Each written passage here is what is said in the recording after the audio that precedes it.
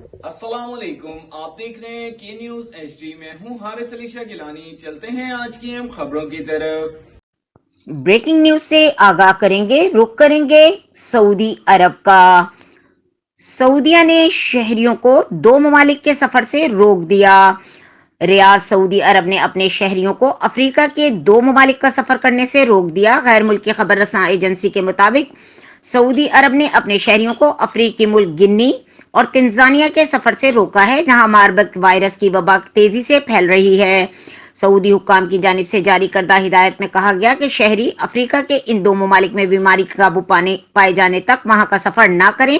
سعودی عرب نے گنی اور تنزانیہ میں پھیلنے سے موجود شہریوں کو آگاہ کیا کہ وہ مقامی حکام کی جانب سے جاری کردہ گائیڈ لائنز پر عمل کریں۔